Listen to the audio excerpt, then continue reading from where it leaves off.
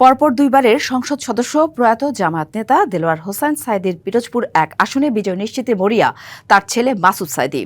অন্যদিকে আওয়ামী লীগের অনুপস্থিতিতে দলটির দখলে থাকা আসনটি নিজেদের আয়ত্তে নিতে চায় বিএনপি ও জামায়াতের মাত্র দুজন প্রার্থী থাকায় এই আসনটিতে হাড্ডাহাড্ডি লড়াইয়ের ইঙ্গিত মিলছে। তবে চূড়ান্ত হাসি কে হাসবে তা নিশ্চিত হবে ১২ই ফেব্রুয়ারি। ১৯৯১ থেকে ২০২৪ সাল পর্যন্ত অনুষ্ঠিত জাতীয় সংসদ নির্বাচনে বিএনপি প্রার্থী মাত্র দুইবার অংশ নিয়ে দুইবারই হেরে যান। ১৯৯৬ জামাত থেকে দেলোয়ার হোসেন সাঈদী প্রথমবার নির্বাচিত হন। ২০০১ সালেও ৪ দলীয় জোট থেকে এমপি হন তিনি। এরপর আসনটি চলে যায় আওয়ামী লীগের দখলে। ২০১৮ সালে বিতর্কিত নির্বাচনে দেলোয়ার হোসেন সাঈদীর ছেলে শামীম সাঈদী অংশ নিলেও তিনি মাঠে নামতে পারেননি। এবার এই আসনটিতে প্রতিদ্বন্দ্বিতা হচ্ছে বিএনপি ও জামায়াতের মধ্যে। তবে এবার জামায়াত থেকে নির্বাচনে অংশ নিচ্ছেন দেলোয়ার হোসেন সাঈদীর আরেক ছেলে মাসুদ সাঈদী এবং বিএনপি প্রার্থী আলমগীর হোসেন। দুই প্রার্থীর সমর্থকরাই জয়ের বিষয়ে আশাবাদী। জনাব আলমগীর হোসেন ভাই, তার ফিল্ড খুবই ভালো, ধানের শীষে জয়যুক্ত হবে।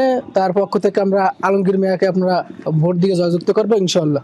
দুইবারের এমপি ছিলেন আল্লামা দেলোয়ার হোসেন সাঈদী, তার সুযোগ্য সন্তান আল্লামা মাসুদ সাঈদী। ইনশাআল্লাহ আমরা আশা করি উনি এখান থেকে জয়যুক্ত হবেন। বিদেশ থেকে দেশে রেমিটেন্সের টাকা আসে নিরাপদে। তাই আজই আপনার আপনজনকে বলে রাখুন, রেমিটেন্সের টাকা যেন শুধু নগদেই পাঠায়। ৭০ থেকে ৭৫% ভোটে আমরা ইনশাআল্লাহ বিজয় হব। ওনার জনপ্রিয়তা ভালো, সৎ লোক।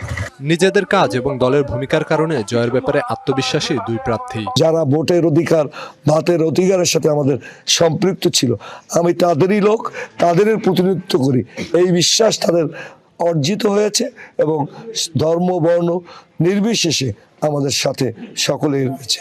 মানুষ আস্থা রাখতে চায়। অতীতে যারা নির্বাচনে এসেছেন, যারা ন্যায় নীতির কথা বলেছেন, কিন্তু বাস্তবে তারা সেটি পালন করেননি। এই জন্য সারা বাংলাদেশের মানুষ কিন্তু মুখিয়ে আছে একটা পরিবর্তনের আশায়। পিরোজপুর সদর, নাজিরপুর ও ইন্দুরকানী উপজেলা নিয়ে পিরোজপুর ১ আসন, মোট ভোটার ৩,৯২,১৭৭ জন। BBC news desk.